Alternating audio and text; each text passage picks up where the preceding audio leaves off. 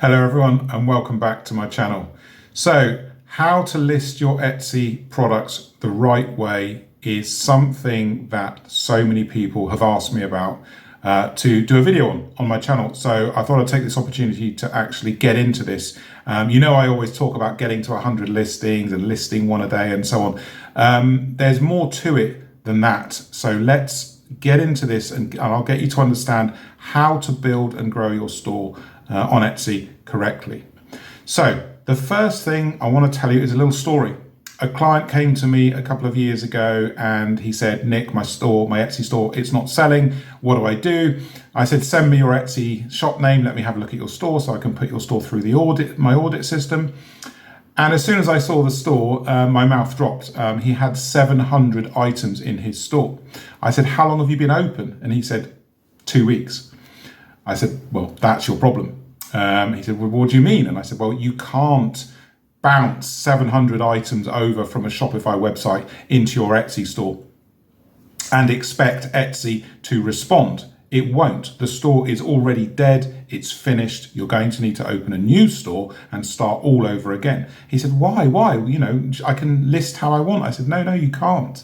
Every time you list a product on Etsy, Etsy gives it a little boost to see what the marketplace thinks, what the shoppers think. Do they want to look at it? Do they want to buy it? I said, what you've done is you've put 700 items into your store all at once. So they've all had the little boost and now they're all dying because no one's purchasing anything. And your visibility is literally trailing off. I said, how many views do you get a day? He was like 3, 4, 5. I said, yeah, on 700 items. If those 700 items have been listed correctly, your views should be way, way higher. 200, 300, 400 views a day.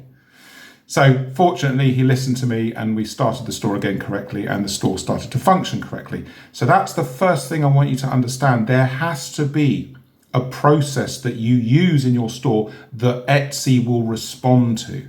And Etsy responds to constant, consistent, daily activity. This is so important.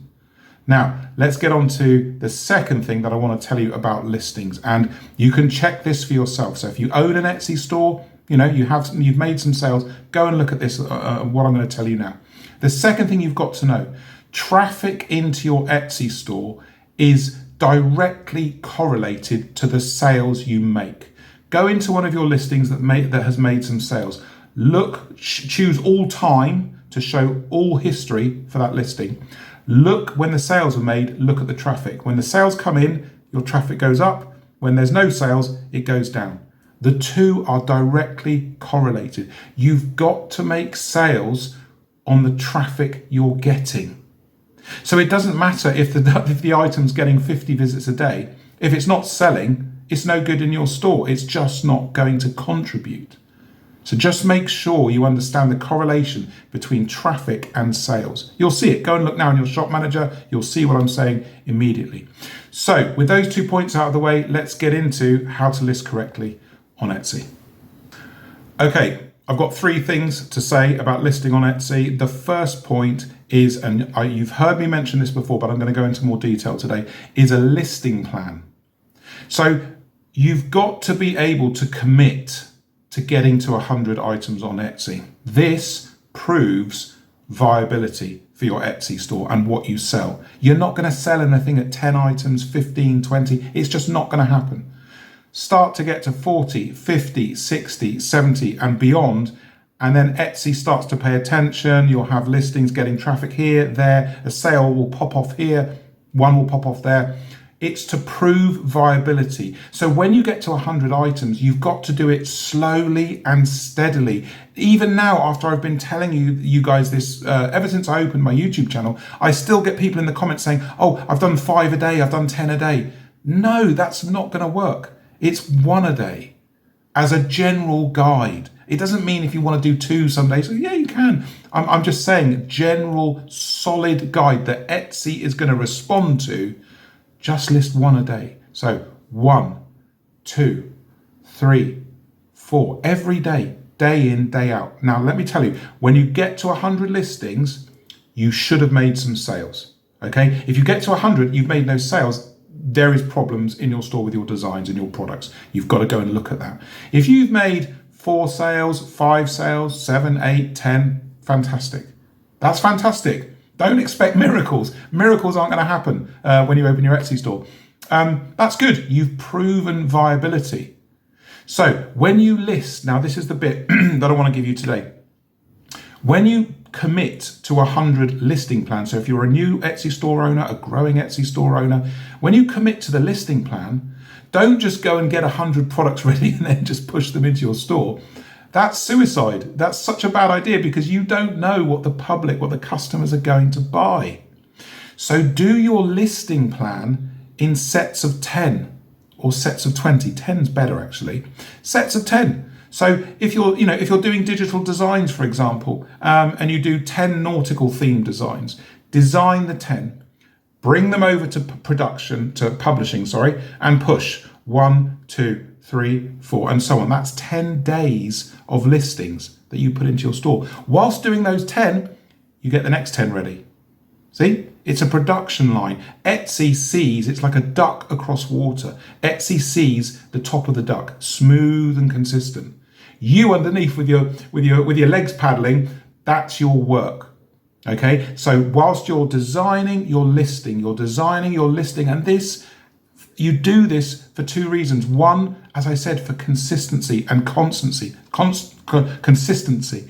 2 is that you get time over on the design side or on the product side to start to react to what's working. So as you list blocks of 10 listings, 20, 30, 40, when you start to get to 40, 50, 60, things will start to happen in your store. You might make a sale here, a sale there. The views on items will be higher on some than others. You're getting information directly from the marketplace about what works. You take that basic common sense information and move it to design.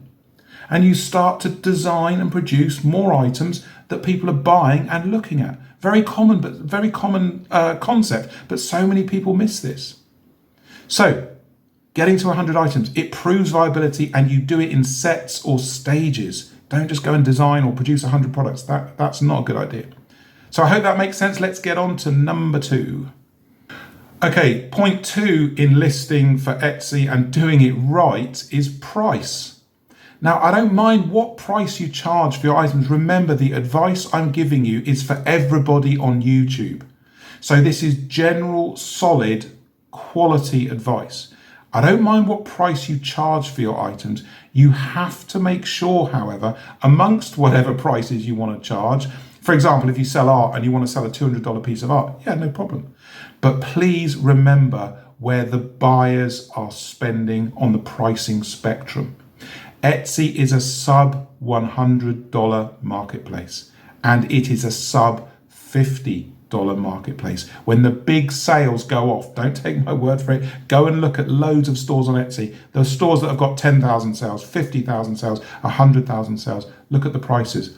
They're almost always between $10 and $50. And what I want you to do is focus heavily in that price range, as well as prices that are higher, and focus especially around $20, $25, and $30.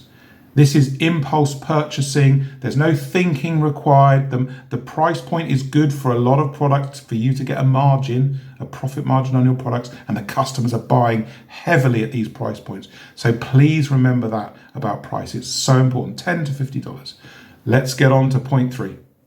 Okay, point 3 in this listing guide for Etsy is consistency and efficiency. Your number one problem, and I say this to all clients that I work with, your number one problem, if you do this right, is design of items and products. If it's digital, your number one problem is design. If it's physical products, your number one problem is designing and building and manufacturing those products, because you have to keep your store fresh, moving, and merchandised. So think when you go into a store, into a bricks and mortar store, into a department store, they are constantly thinking, what are we going to do next? What are we going to show our customers next? What varieties, what products, what colors, what shapes, what sizes?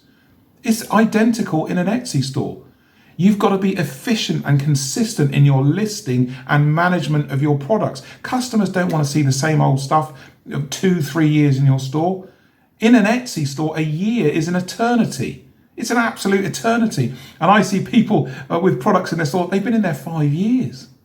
And remember what I said, traffic to your listings is directly related to sales. These haven't sold for 4 years. You look at the graph of the traffic and it's like that. It's just sliding away. And the more listings you've got in your store sliding away like this, the less money you're going to make, the less sales you're going to make. So you have to have economies of scale in your Etsy store. You've got to become more efficient, more lean in your design and manufacturing process, because you've got to get your store to 100 items. And then when you're at 100 items, probably go beyond it. You don't stop at 100 items. I just say 100 items as a general guide for viability and proof that your business makes money. I don't want you to stop at 100 items. Who knows where you're going to stop? I don't know, but it's probably going to be higher than 100 items. Well, once you go beyond 100 items, you've got to have a consistent and efficient manufacturing and or design process. So if you need pieces of equipment, you need to invest in yourself. These are the steps you've got to take to move yourself up and away from other Etsy sellers. It's not about doing the minimum or the quickest way to get by. No, you've got to put decent effort into efficiency and scaling your business. That is the number one problem you will have to solve long term. Be it more hours for yourself to do your store, you bring on staff to help you, you bring on designers or an asset to help you produce items and manage them. These are the thoughts you need to be thinking about as you build and grow your store and you start to see results. Make everything more efficient. The more efficient you make your store, the more money you're going to make. It's as simple as that. Okay, so I hope you've enjoyed this informative guide on how to list correctly and a bit more detail into the process of listing. Let me know in the comments, as always, what you thought about this video. As you know, I answer every comment, nothing's left out, and I look forward to seeing you in the next video. See you.